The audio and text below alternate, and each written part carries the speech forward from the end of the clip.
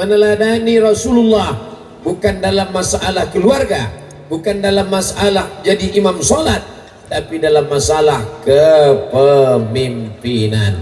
Satu, ketika Nabi pindah dari kota Makkah ke kota Madinah, siapa yang menggantikan Nabi di tempat tidur? Masih ingat? Ali bin Abi Thalib. Siapa yang menemani di atas Jabal Sur? Abu Bakar. Mana resiko yang paling berat? Di tempat tidur atau di Jabal Sur? Tempat tidur lah paling enak. Saya ulang sekali lagi, nampaknya banyak yang kurang konsen. Waktu Nabi pindah dari kota Makkah ke kota Madinah, yang tidur di tempat Nabi Sayyidina Ali bin Abi Thalib. Yang menemani di Jabal Sur Abu Bakar Siddiq. Resiko yang paling besar di tempat tidur, karena orang musyrik jahiliyah akan mencabut pedang, mereka akan tebaskan ke tempat tidur Nabi. Nasib baik mereka membuka selimut. Andai mereka tak buka, tak tahu tak jadi apa Sayyidina Ali malam itu. Apa pelajaran dari sini? Pelajaran yang pertama, kepemimpinan Nabi. Kalau resikonya berat, kalau ancamannya kuat, kalau resikonya mati, maka tempatkanlah saudara. Tapi kalau yang ringan, tempatkanlah orang lain. Abu Bakar itu keluarga Nabi, tapi Ali keluarga lebih dekat. Kalau resikonya berat, kalau ancamannya mati, maka tempatkan saudara. Itulah ciri kepemimpinan Nabi Muhammad sallallahu alaihi. Kepemimpinan orang sekarang, kalau resikonya berat, serahkan ke security. Kalau yang ringan-ringan, kasihkan ke keluarga. Makanya judul pengajian malam ini sangat berat. Kira-kira bisa kita lanjutkan? Kalau tak bisa kita stop, kita nyanyi-nyanyi aja. Salatullah, salamullah. Saya bisa juga sedikit-sedikit. Saudara yang dimuliakan Allah Subhanahu wa taala. Ini pelajaran yang pertama. Kalau mau ikut ciri kepemimpinan Nabi Muhammad SAW, untuk resiko yang besar-besar, yang taruhannya nyawa, letakkan saudaramu. Tapi kalau untuk yang ringan-ringan, maka ajaklah orang lain. Wahai Bapak Camat, wahai Bapak Bupati, wahai Bapak Wali Kota. Mungkinnya agak-agaknya gara-gara itulah maka pemimpin banyak yang tak datang malam ini, karena judulnya berat. Di tempat lain kadang pengajian itu jamaah sekalian, judul pengajian kita malam ini tentang sabar. Istri dilarikan orang sabar, suami dilarikan pelakor sabar. Tapi malam ini judulnya kepemimpinan Nabi Muhammad sallallahu alaihi wasallam. Ini yang pertama. Bisa kita lanjutkan? Lanjut. Yang kedua, Nabi sallallahu alaihi wasallam, dia ketika naik ke Jabal Sur, maka ada yang tidur di tempat tidurnya, namanya Sayyidina Ali. Ada yang menemani di atas, namanya Sayyidina Abu Bakar. Ada yang pura-pura membawa kambing, namanya Amir bin Fuhairah. Ada yang membawa makanan nasi kotak, siapa namanya? Asma binti Abi Bakar. Ada yang membawa berita, Abdullah bin Abi Bakar. Ada yang menunjuk jalan, namanya Ibnu Uraiqid. Saya ulang sekali lagi. Ada yang tidur di tempat tidur Nabi, Sayyidina Ali. Menemani di atas, Abu Bakar. Membawa berita, Abdullah. Membawa makanan, Asma.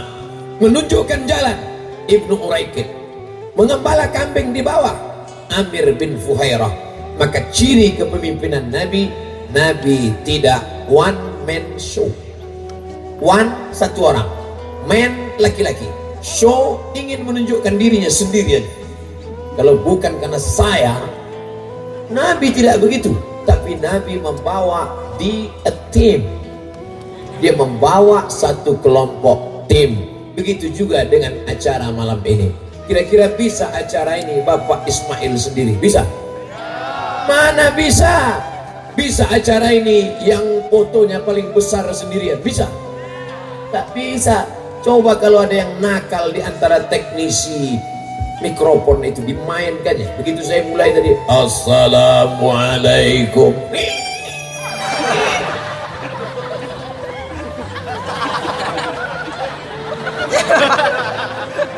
Kita mesti pemimpin yang bisa bekerja sama. Ada wali kota, ada bupati, dibantu oleh Forkompinda, Forum Komunikasi Pimpinan Daerah. Malam ini aman. Kenapa? Ada dari bapak-bapak dari TNI, tengok itu. Ada bapak-bapak dari kepolisian dengan senjata lengkap. Itu senjata yang mereka bawa itu besi itu. Bukan mainan anak-anak. Hati-hati. Tapi Paloh bukan berarti tempat yang tidak aman. Aman, tentram di sini, nyaman. Tapi ini untuk apa? Kenapa mesti dipakai jeruji besi? Kenapa mesti ada bapak polisi dan tentara? Bukan berarti Paloh tidak aman. Lalu kenapa? Bayangkan kalau sebanyak ini yang mau salaman dan minta foto. Habis acara jadi ikan asin, Ustaz. Oleh sebab itulah makanya dibuatkan ini semua. Ini perlu saya jelaskan supaya jangan sampai ada yang streaming lalu memunculkan isu nampaknya Aceh sedang gawat darurat. Ustaz Somad ceramah dikelilingi besi dan oleh kawalan tentara lengkap. Ini bekerja sama. Ciri kepemimpinan Nabi Muhammad SAW tidak tampil sendirian. Yang tampil sendirian itu 4. Yang pertama Fir'aun, yang kedua Korun, yang ketiga Iblis, yang keempat Bapak. Kalau ada nanti orang sikit-sikit ngomong, kalau bukan karena saya nggak jadi acara itu. Kalau bukan karena saya tak akan mungkin datang Ustaz Somad itu. Oh gitu ya Pak? Ya. Ada 4 yang selalu ngomong saya Pak. Pertama Fir'aun, yang kedua Korun, yang ketiga setan, yang keempat tahu sendiri Bapak. Oleh sebab itu maka kita mesti bekerja sama. Ini ciri kepemimpinan Nabi Muhammad SAW. Ada Bapak Dandim, ada Bapak Kapolres, ada Bapak Pengadilan, ada Bapak Kejaksaan, ada Bapak yang pada malam hari ini semuanya diwakili. Yang terhormat Bapak Wali Kota diwakili oleh yang terhormat Bapak Kapolres, diwakili oleh yang terhormat Bapak Dandim, diwakili oleh yang terhormat diwakili oleh. Tidak apa-apa karena mereka sibuk, tapi ceramah ini insya Allah sampai ke telinga mereka dengan syarat mereka mau membeli paket 2-3. Mereka tadi sedang sibuk, apalagi ini awal pekan bekerja. Kita memaklumi. Mudah-mudahan pemimpin-pemimpin kita ini dipanjangkan Allah umur mereka insya Allah. Tapi tidak ada gunanya pernah berkuasa, pernah jadi Kapolres, pernah jadi Komandan Dandim, pernah menjadi wali kota, pernah menjadi bupati, pernah menjadi kepala pengadilan negeri, pernah menjadi kejaksaan, tapi tak pernah berbuat untuk agama. Kok berani Ustadz ngomong gitu? Mereka tak datang.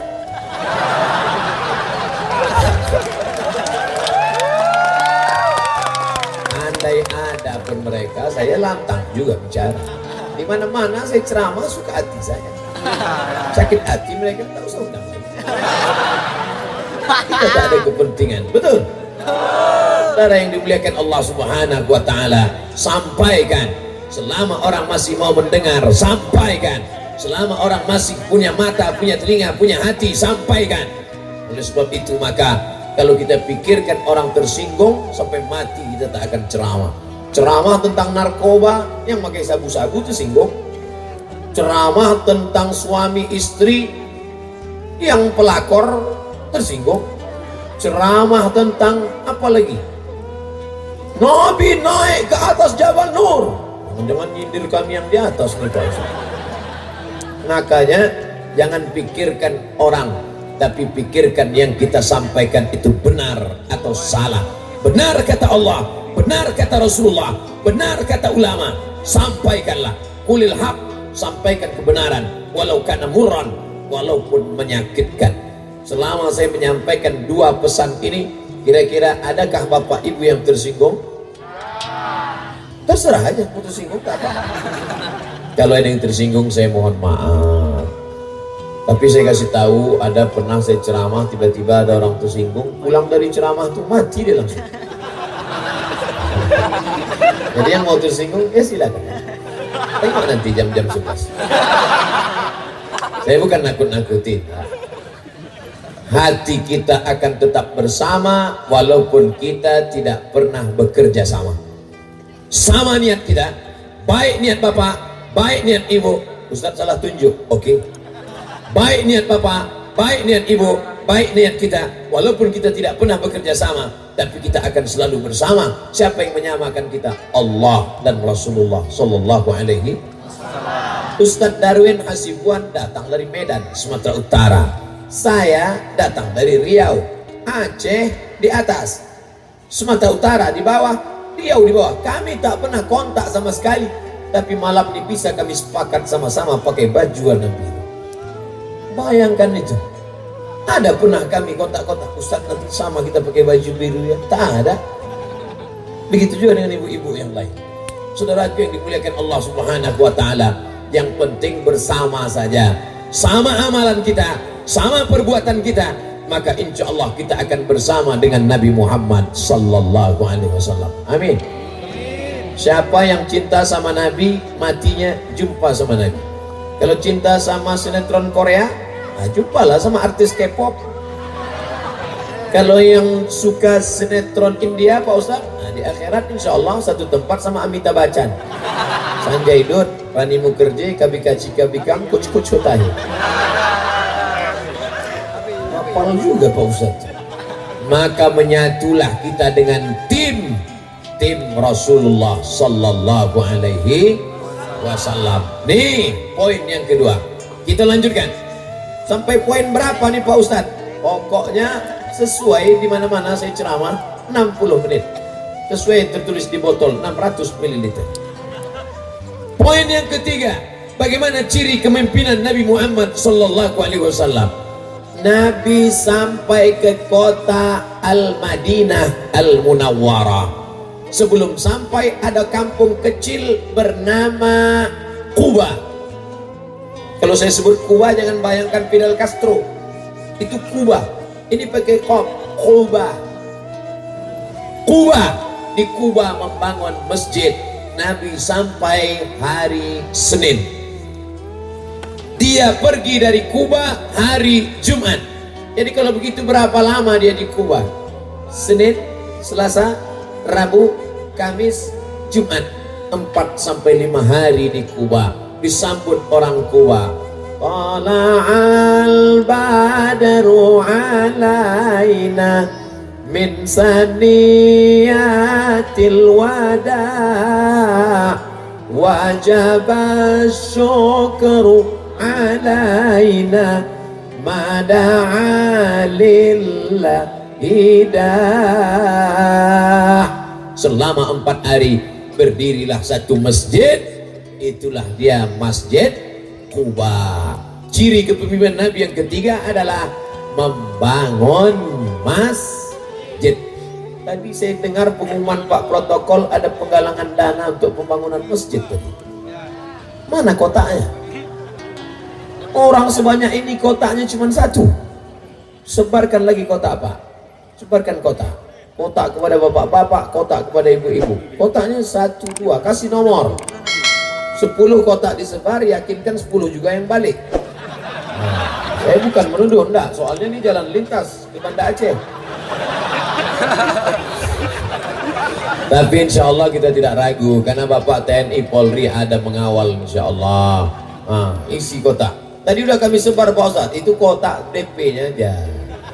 1 kotak naik ke atas, kan ikan-ikan yang besar di sini. Kalian di bawah ikan-ikan teri aja itu. Ikan paus, ikan hiu, lumba-lumba sini. Bapak Ibu yang dimuliakan Allah Subhanahu wa taala, siapa yang memasukkan duitnya ke kotak untuk pembangunan masjid, itulah yang akan dapat syafaat Nabi Muhammad sallallahu alaihi wasallam. Apa kata malaikat berdoa? Hadis Sahih Al-Bukhari, tidak diragukan kesahihannya. Allahumma ati munfiqan khalafa. Siapa yang bersedekah, kasih dia ganti. Siapa yang bersedekah, kasih dia ganti. Siapa yang tak bersedekah, apa kata malaikat? Allahumma ati mumsikan talafa. Siapa yang tak bersedekah, binasakan dia. Siapa yang tak bersedekah, binasakan dia. Nah, cuman udah agak-agak mulas terasa. Siapa yang tak bersedekah, binasakan dia. Ibu yang tak mau bersedekah, dapat duit simpan, gaji 13 simpan, SPPD simpan, panen sawit simpan, panen karet simpan, hasil jual ikan simpan, mati. Simpanan ibu akan diambil bapak untuk modal kawin lagi. Simpan, simpan, simpan. Saya pula kota ini.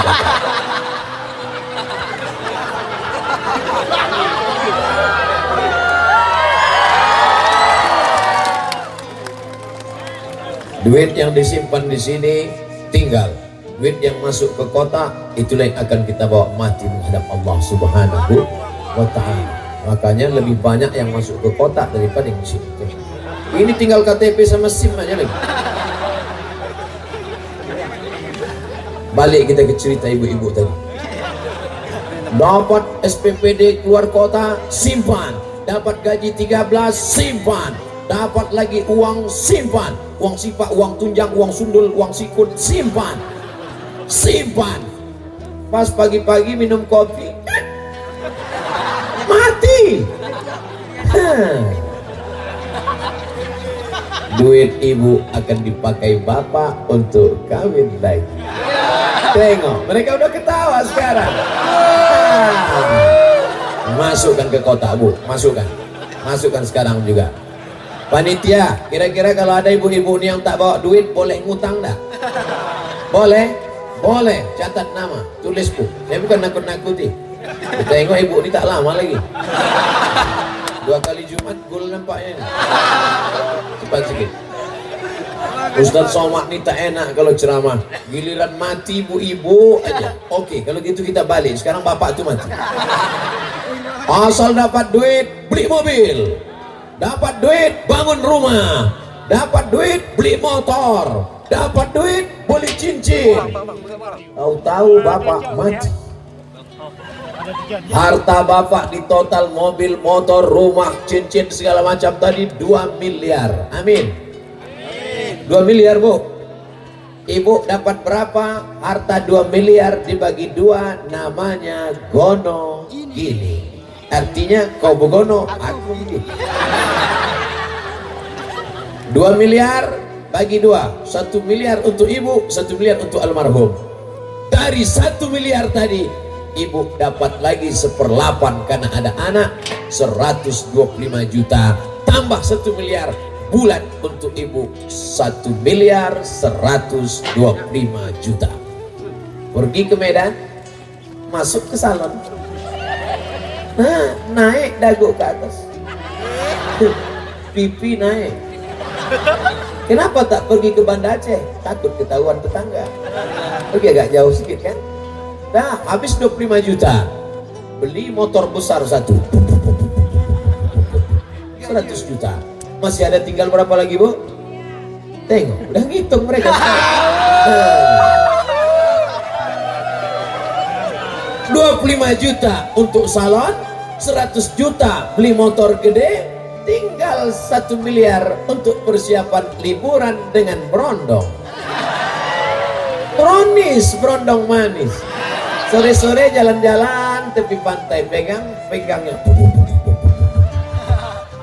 Suami baru nanya, Adinda, walaupun udah keriput panggilnya Adinda.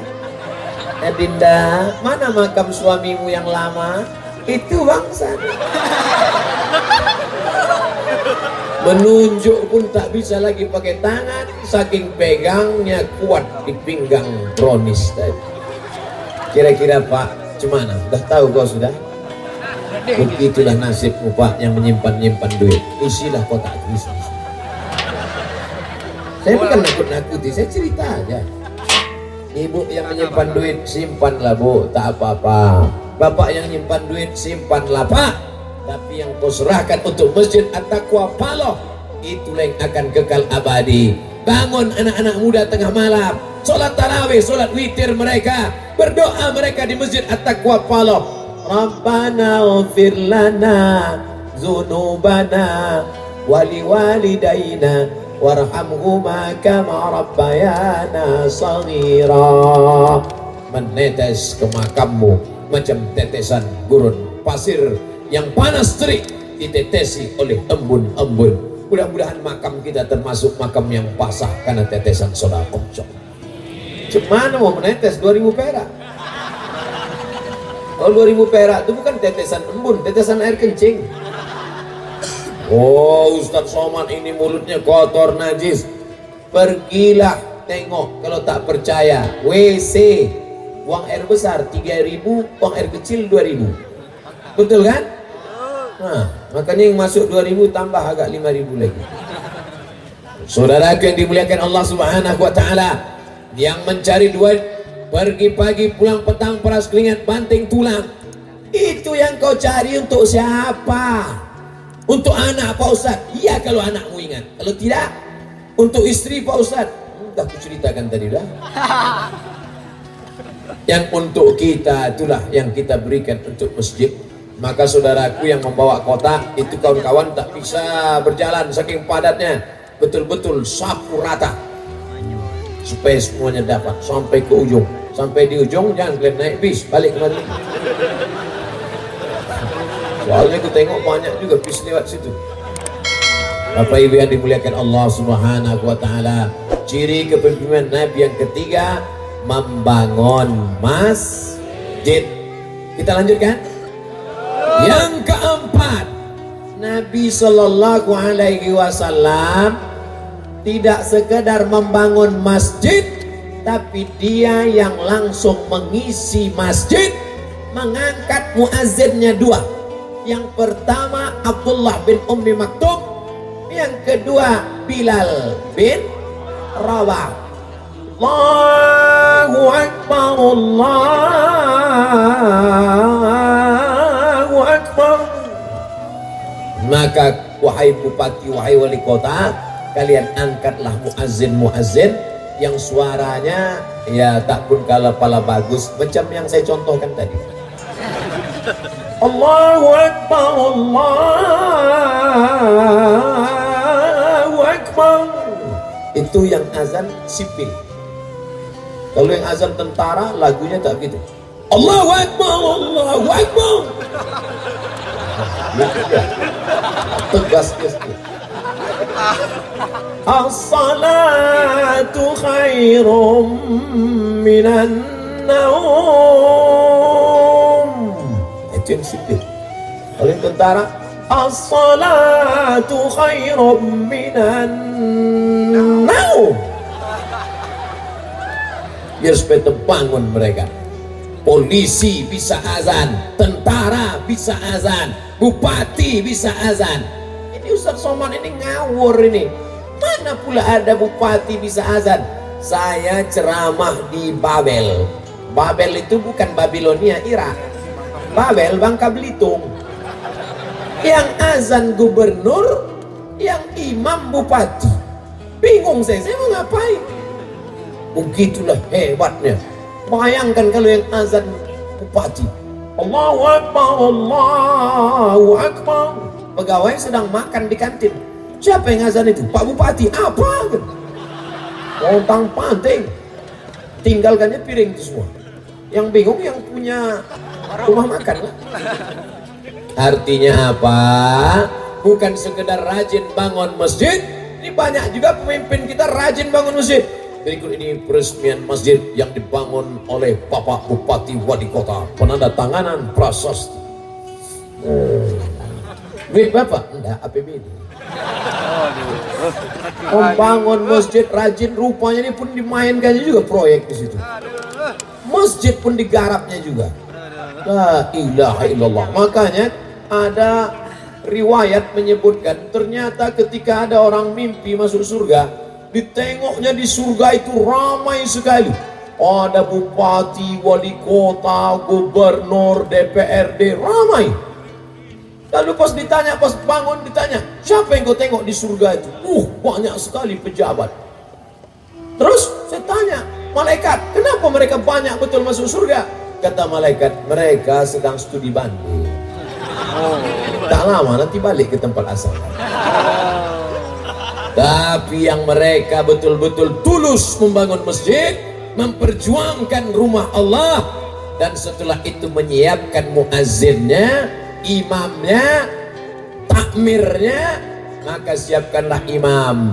Lomba musabaqah azan, lomba musabaqah imam. Dewan jurinya siapa? Ustadz Darwin Hasibuan akan datang. Kalau maulid jangan hanya sekedar pengajian seperti ini. Maulid tahun depan buat dalam rangka acara maulid tablik akbar sekaligus pembagian hadiah. Juara 1 lomba azan, juara 1 lomba imam, juara 1 lomba tarhim, juara 1 lomba selawat, juara 1 lomba barzanji.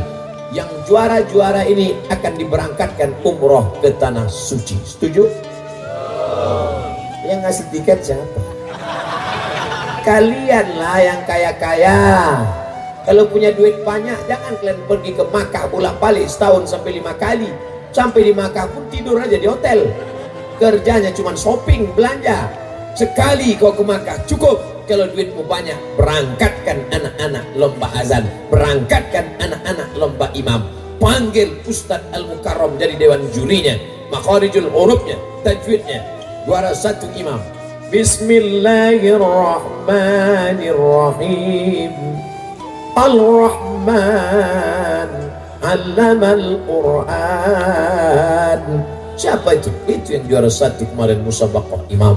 Siapa dewan jurinya? Ustadz Al-Mukarram, juara internasional seluruh dunia diundang, dia juara 1.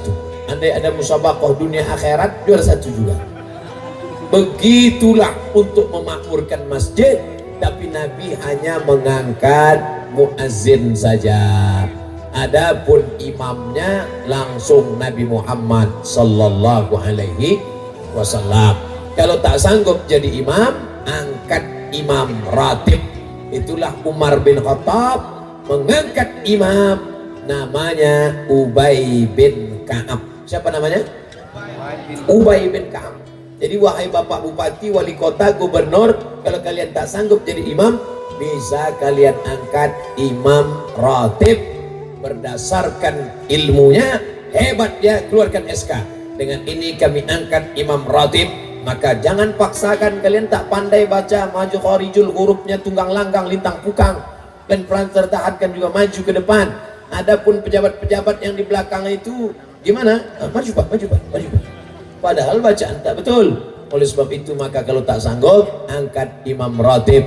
Umar bin Khattab mantap bacaannya, tapi dia orangnya rendah hati. Saat tarawih diangkatnya imam tarawih, namanya Ubay bin Ka'ab. Ubay bin Ka'ab itulah yang mengumpulkan Quran-Quran yang tertulis di pelepah korma, di tulang onta, di batu yang lepes, di batu yang ceper, sampai akhirnya tertulislah Quran 30 juz pada masa pemerintahan Sayyidina Abu Bakar Siddiq. Maka ciri kepemimpinan Rasulullah yang keempat, mengangkat petugas-petugas masjid sehingga masjid menjadi ramai. Mudah-mudahan masjid kita makmur ramai insyaallah. Amin. Saya tidak ragu dengan Paloh Loksmawe. Kenapa? Sedangkan di tanah lapang aja seramai ini, padahal bukan masjid, apalagi di masjid. Kalau tak percaya tengok subuh besok. Man shalla subha fi jama'atin, siapa yang sholat subuh berjamaah, faka'annama shallal laila kullah, dapat pahala macam sholat sepanjang malam. Jangan lupa ajak anak cucu menantu besok sholat subuh berjamaah. Kalau sampai masjid kosong, tidak ada yang sholat berjamaah, istahwazat alaihimus syayatin. Satu kampung diganggu setan, RT-nya kesetanan, RW-nya kesetanan, bupatinya kesetanan, camatnya kesetanan. Udah sampai situ aja. Saudara yang dimuliakan Allah Subhanahu wa taala, kita lanjutkan yang ke. Memang orang kalau kurang cairan susah ingat. Dehidrasi namanya. Makanya saya kalau ceramah saya ingat terus. Keempat, sekarang yang kelima. Apa ciri kepemimpinan Nabi Muhammad sallallahu alaihi wasallam? Nabi itu dari yang kelima. Nabi itu dari kota Makkah ke kota Madinah 500 km naik onta, naik kuda, naik onta, naik kuda 1 jam sama dengan push up 1000 kali. Bagaimana kalau naik onta, naik kuda? Berapa lama dari Makkah ke Madinah? Nabi berangkat hari Senin, Selasa, Rabu, Kamis, Jumat, Sabtu, Ahad, Senin, 8 hari 8 malam sampai ke Madinah naik onta, naik kuda. Maka pelajaran yang kelima, bahwa Nabi Muhammad itu orangnya sehat. Tolong Bapak yang umur 5, Nabi Muhammad waktu pindah berapa itu umurnya Pak Ustadz? Jadi Nabi 40, tinggal di Makkah 13, 40 tambah 13 53 tahun umurnya, sanggup naik kuda, naik onta 500 km. Tolong mana bapak-bapak yang umur 53, kita kasih kuda malam ini. Tapi kuda asli, jangan odong-odong. Orang sekarang umur 53 tahun, dari ujung sampai ujung tak ada yang betul lagi. Mata rabun, telinga peka, jantung udah pasang cincin 3, kaki asam urat, darah diabetes mellitus. Kalau kebetulan penyakitnya sama, jangan tersinggung. Saya tak tahu nyindir-nyindir. Bapak Ibu yang dimuliakan Allah Subhanahu wa taala, 5 ciri kepemimpinan Nabi Muhammad SAW adalah orangnya sehat. Dari mana datang sehat itu? Dari sholat yang teratur. Sholat ini darah di jantung menyembur naik ke otak, jantung berdegup berdetak, jaga, pegang 2 jari di bawah, terasa dia berdegup. Coba rasa, yang dirasa itu dada sendiri, jangan dada kawan dengar. Kalau masih berdegup, alhamdulillah. Kalau tak berdegup, kasih tahu kain kapan dah siap. Makanya orang yang paling penting sehat itu jantungnya. Kenapa darahnya tidak mengalir? Karena darahnya banyak bercampur minyak dan gula. Ambil nanti darah kambing, darah sapi, darah ayam, masukkan ke situ air, menyatu. Masukkan air, menyatu. Masukkan gula, beku. Masukkan darah, masukkan minyak, masukkan kolesterol, membeku. Begitulah darah membeku. Maka jangan banyak-banyak makan. Al-ma'idatu baitu kulli da, lambung sarangnya segala penyakit. Nabi Muhammad itu makannya sikit, kita nih sikit-sikit makan, sikit-sikit makan, sikit-sikit makan, sikit-sikit makan. Siapa itu? Saya. Tadi pagi diajak makan, siang di rumah makan, malam ini tadi makan, makanannya pula enak-enak semua. Selama di Aceh ini, masya Allah, kalau bolehlah saya seminggu di sini gemuk nampak. Saudara yang dimuliakan Allah Subhanahu wa taala, ciri kepemimpinan Nabi sehat. Kalau kita sehat, berwibawa, maka orang akan segan. Nabi Muhammad SAW umur 53 tahun bisa gagah perkasa. Ini baru naik mobil sebentar. Saudara yang dimuliakan Allah, orang kata sambutan, yang kami hormati Bapak Bupati, mohon izinnya Pak. Mana mau dibawa? Nabi Muhammad SAW adalah orang yang sehat walafiat. Ustadz Somad kalau mau makan, makan aja Pak Ustadz. Jangan takut kolesterol. Di rumah makan ini tidak ada kolesterol. Nanti di rumah sakit baru ada. Saya sampai sekarang masih ke rumah sakit. Saya sampai sekarang masih tanya dokter, tapi tidak sebentar-sebentar periksa. Enggak. Putar-putar periksa, putar-putar periksa. Enggak. Kalau udah parah betul baru saya periksa. Tapi ini tak betul. Kata Pak Dokter rajin-rajin periksa. Tapi saya termasuk orang yang takut periksa. Nanti kalau diperiksa kata dia sakit, saya batal ceramah. Maka saya rasa sehat terus. Sehat Ustaz? Sehat. Apa yang Ustaz makan? Nasi. Apa yang Ustaz minum? Air putih.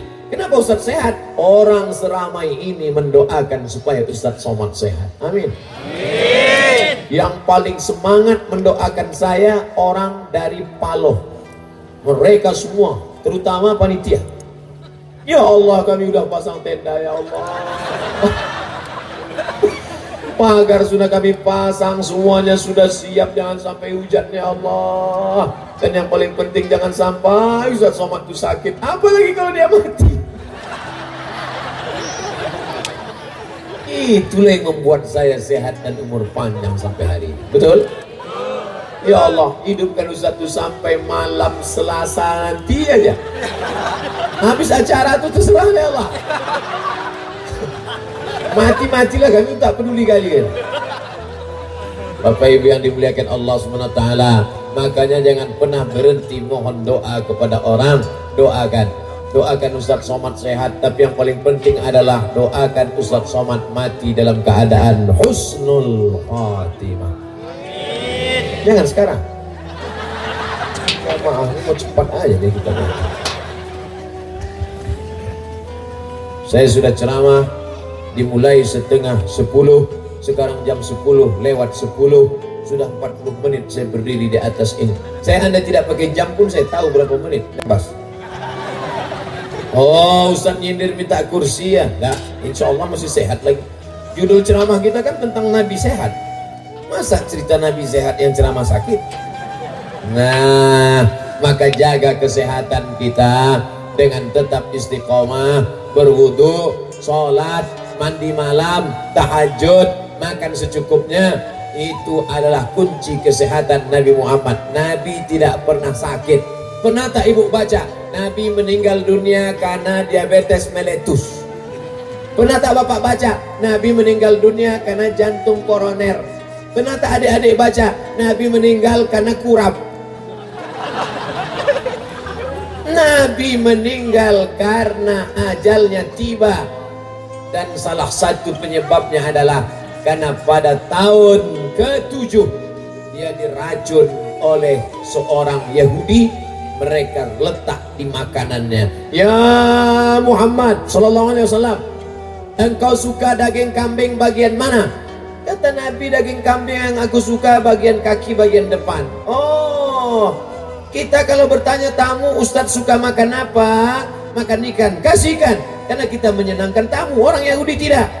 Mana yang kau paling suka? Kambing kaki bagian depan. Rupanya dipasang mereka racun sebanyak-banyaknya di kaki bagian depan. Sahabat Nabi yang memakan daging kambing itu kontan mati langsung. Nabi datang Jibril alaihissalam, muntahkan ya Muhammad. Dimuntahkan Nabi, keluar, tapi ada setetes dua tetes masuk ke lehernya, dan itu masuk menjadi racun di dalam daging Nabi Muhammad sallallahu alaihi wasallam. Hikmahnya, Allah ingin menjadikan Nabi Muhammad mati syahid. Dua-dua dia dapat, mati sebagai Nabi, mati sebagai syahid Muhammad sallallahu alaihi wasallam. Tapi pelajaran penting yang kita ambil, Nabi tidak ada penyakit, dia orang yang sehat wal afiat. Ada masalah? Any problem? What can I do for you? Pelajaran yang kelima sudah lewat Ustaz. Pelajaran yang keenam, Nabi Muhammad sallallahu alaihi wasallam, ciri kepemimpinan yang keenam adalah bahwa Nabi sallallahu alaihi wasallam orang bingung. Ustaz Somad, Nabi itu miskin apa kaya? Ini yang keenam yang ingin saya bahas. Bahwa Nabi Muhammad sallallahu alaihi wasallam pada tahun kedua hijrah terjadi perang bernama Perang Badar. Di Perang Badar itu dapat harta rampasan perang 50.000 keping uang dinar. Zaman Nabi tak ada duit kertas, tak ada duit kertas macam zaman kita. Zaman Nabi duitnya emas. 1 keping 4,25 gram, 2 juta, dapat 50.000 keping. Sekarang kita hitung berapa duit Nabi Muhammad SAW. Kalau satu keping 4,25 gram, dengarkan baik-baik, ini mungkin jadi soal CPNS. Bila satu keping uang zaman Nabi beratnya 4,25 gram, namanya mata uang dinar. Nabi perang Badar memperoleh 50.000 keping. Berapakah hasil perang Badar? Mestinya begitu. Kalau yang buat soal tes CPNS alumni Dayah dari Aceh. Amin. Sekarang yang buat tes-tes soal PNS itu siapa? Tak berkualitas. Tono, Tini, dan Tony menjaga warnet. Tony menjaga pagi karena sore dia kuliah. Tini menjaga sore karena pagi dia kerja tempat lain. Hari apa saja Tony dan Tono bisa bekerja sama? Tak bergizi. Apa itu? Ustaz kok tahu? Itu soal waktu saya tes CPNS. Coba kalau soalnya Nabi perang Badar memperoleh harta warisan ghanimah rampasan perang sebanyak 50.000 keping uang dinar. Satu dinar beratnya 4,25 gram. Harganya sekarang 2 juta. Berapakah yang diperoleh Nabi saat perang Badar? Kan bergizi. Ada nilai agamanya, ada nilai sejarahnya, ada nilai pengetahuannya. Satu keping dinar 4,25 gram. Dirupiahkan sebetulnya 2,5 juta lebih. Tapi karena kita udah lama kenal 2 juta aja. Kali 50.000 keping. 2 juta kali 50.000 keping sama dengan 100 miliar. Jatah Nabi berapa? Disebutkan dalam Quran, wa'alamu annama ghanimtum min syai'in fa inna lillahi khumusahu. Nabi dapat jatah khumus, khamsah 5, khumus 1/5, 20%. Balik ke soal CPNS. Jika total harta 100 miliar, Nabi dapat 1/5, maka jatah Nabi 20 miliar. Nampaknya tak ada yang lulus ini. 20 miliar jatah Nabi. Maka apa pelajaran kepemimpinan Nabi Muhammad SAW? Yang keenam, pemimpin mesti kaya. Jangan katakan Nabi Muhammad itu miskin, melarat, jubahnya compang-camping, perutnya diikat batu. Itu Muhammad yang mana? Muhammad tukang ayam. Mohon maaf, tukang ayam, jangan kesini. Saudaraku yang dimuliakan Allah Subhanahu wa taala, Muhammad sallallahu alaihi wasallam yang aku kenal, Muhammad yang dikenalkan oleh Ibnu Ishaq, Muhammad yang dikenalkan oleh Ibnu Hisham adalah Muhammad yang kaya. Menikah dengan Khadijah, maharnya 20 ekor onta. Onta paling murah 35 juta. Itu pun onta-onta yang berkurap lah itu. Kali 20 ekor 700 juta. Menikah dengan Khadijah, umurnya 25 tahun, maharnya 700 juta. Itu Muhammad yang ku kenal. Bukan anak-anak muda sekarang. Ku kenal dengan bismillah. Kere. Pemimpin itu kaya. Maka kalau kaya dia tidak korupsi, betul? Kalau kaya dia tidak akan mau mengambil uang yang bukan milik dia, karena dia kaya. Judul malam ini luar biasa. Hai pendengar, jangan kalian salahkan aku tak pernah minta judul, panitia yang buat. Kalau mau salah, salahkan Pak Ismail. Foto dia yang ada di situ. Saudara yang dimuliakan Allah Subhanahu wa taala, kita tidak mau menyindir siapapun. Kita sedang ingin belajar, karena yang di hadapan saya ini adalah calon-calon pemimpin bangsa di masa yang akan datang. Yang sekarang kelas 1 SMP, SMP 3 tahun, SMA 3 tahun, kuliah 4 tahun. Kalian sekarang SMP malam ini mengantuk-ngantuk ingusan. Tapi sabar, 2018 kalian SMP, 2028 kalian sudah selesai S1, kalian akan menjadi pemimpin Aceh, pemimpin Indonesia, bahkan pemimpin dunia Islam di masa akan datang. Amin. Ini yang mau kita tuju malam ini, bukan menyindir pemimpin-pemimpin yang udah mau mati. Yang mau kita bangkitkan semangatnya ini adalah calon-calon pemimpin masa depan. Takbir. Baru takbir kan? Itu berarti udah ada yang kadang, tapi alhamdulillah saya sudah ceramah 45 menit baru ada menguap. Kadang di tempat lain baru kita berdiri dia udah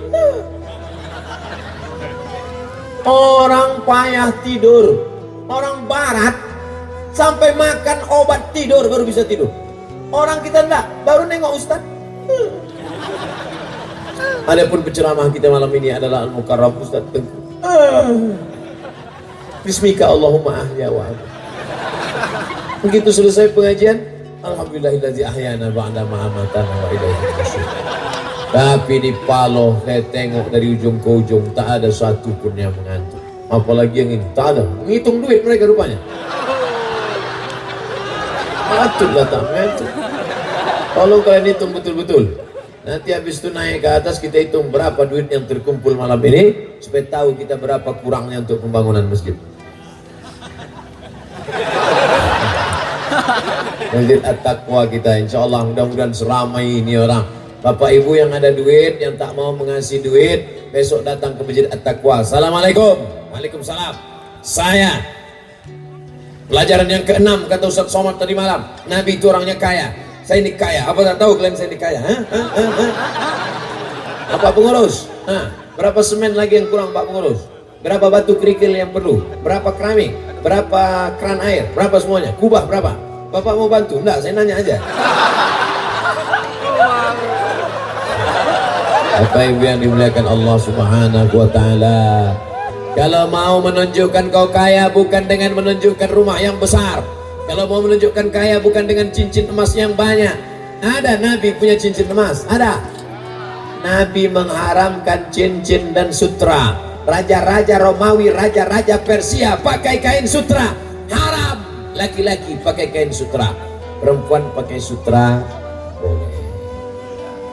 Laki-laki pakai cincin emas, gelang emas, rantai emas, haram pakai emas. Ibu-ibu boleh. Tapi jangan gara-gara ini abang belikan emas. Kalau tidak, ibu jangan paksa bapak. Kasihan kita sama bapak nih. Sudahlah di kantor ditekan atasan, di jalan kena tilang, di rumah ditekan bini. Kemana lagi mereka mau mencari ketenangan? Sampai di ustadz tuh pula marah-marah. Akhirnya mereka masuk ke kamar mandi, diminumnya Mama Lemon. Tak pula mati. Seminggu berbuih-buih aja mulai. Saudara yang dimuliakan Allah Subhanahu wa ta'ala, pelajaran yang ke-6, Nabi Muhammad itu kaya tapi dia hidup bersahaja. Bersahaja itu apa? Sederhana. Bahasa orang Loksmawenya apa? Low profile. Nabi itu sederhana. Bukan dengan menunjukkan emas banyak, bukan dengan menunjukkan mobil mewah, tapi hidup sederhana. Pergi nanti ke Madinah, tolong tunjukkan mana istana Muhammad sallallahu alaihi wasallam. Ini Masjid Nabawi, ini arah kiblat, ini sebelah kanan ada rumah Nabi. Ada replika rumah Nabi. Tengok rumah Nabi, bukan besar rumah Nabi. Nabi sholat, kaki Aisyah di depan kepala. Nabi sholat, kaki Aisyah digeser Aisyah. Begitulah kecil. Mana rumah Nabi itu Pak Ustadz? Makam Nabi Muhammad sekarang itulah rumah Nabi. Karena Nabi jenazahnya, jasadnya tak dipindahkan. Meninggal dia di situ, dimandikan di situ, dikuburkan di situ, jasadnya tidak bawa keluar.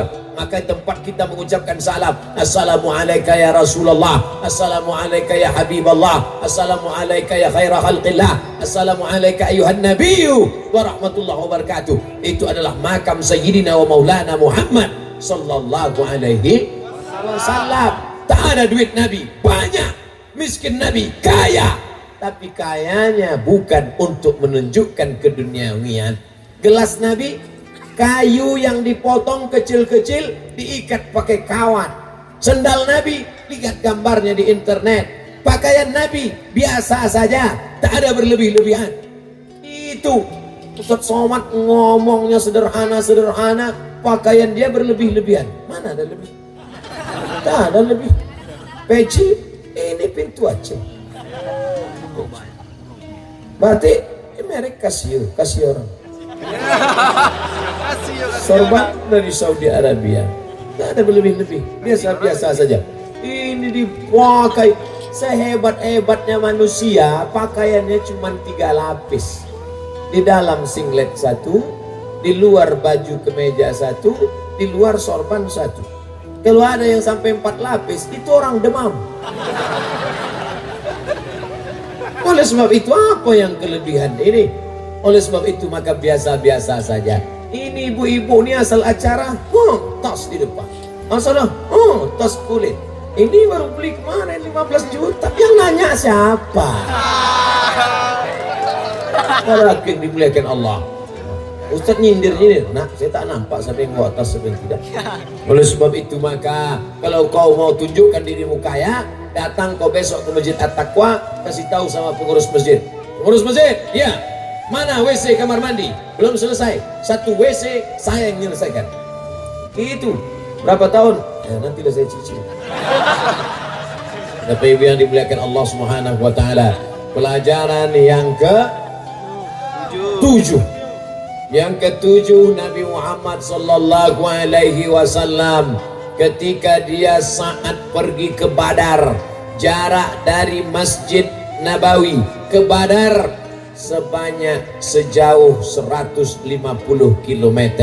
Waktu itu umur Nabi saat pindah 53 tambah 2 55. Apa pelajaran di sana? Bahwa Nabi mengatur pasukannya di tempat matahari terbit. Mana matahari terbit? Kata Nabi, sini, di sini kita. Habis subuh langsung ke lokasi. Di mana matahari terbit? Sini ya Rasulullah, sini kita. Kenapa di sini? Supaya musuh di sana, mata musuh tak bisa menengok pasukan Nabi karena melawan matahari. Lalu Nabi mengajak sahabat, ayo kita cari lokasi berkemah. Di mana kita berkemah? Ya Rasulullah, apa ada Jibril datang mengirim wahyu di mana tempat berkemah? Tak ada. Kata sahabat, kita kemah di sini. Kenapa? Di sini tempat air minum. Kalau sudah kita kuasai air minum, maka musuh nanti akan mati kehausan. Begitu sahabat, mereka mengintai musuh.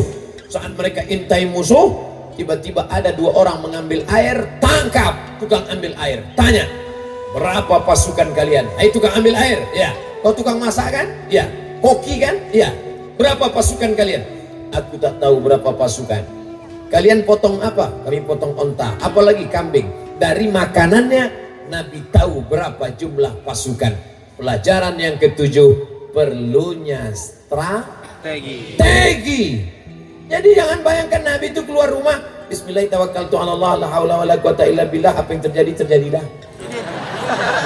Nabi apa itu? Nabi bodoh itu. Nabi itu sifatnya siddiq, amanah, tabligh. Nah, dulu kata orang, sekarang siddiq, jujur, amanah, orangnya amanah, tabligh, menyampaikan, fatana, cerdas, smart. Sekarang banyak orang HP-nya aja yang cerdas, smartphone. Orangnya goblok, tak sesuai. Pelajaran yang ke-7, Nabi penuh dengan strategi. Jangan menghadap musuh dengan mata yang rabun. Betul? Ikuti Nabi SAW. Jangan bayangkan Nabi itu, gimana ya Rasulullah, kita mau perang Badar ini, udahlah kita sholat sunat aja, habis itu berdoa, ya Allah tolong kami ya Allah, kami mau mati ya Allah. Langsung kabul doa. Penuh dengan strategi. Jadi sampai berapa Pak Ustaz? Udahlah sampai 7 aja lah. Jam setengah 10 tadi kita mulai, pas jam setengah 11 memang panitia ini betul-betul pas 7 angka yang dipilihnya. Apa makna 7? Langit 7 lapis, bumi 7 lapis, tawaf 7 putaran, sa'i 7 putaran, dan kita pun nanti akan mati menghadap Allah dalam masa yang 7. Jadi 7 ini Pak Ustaz kebetulan ya pas 7.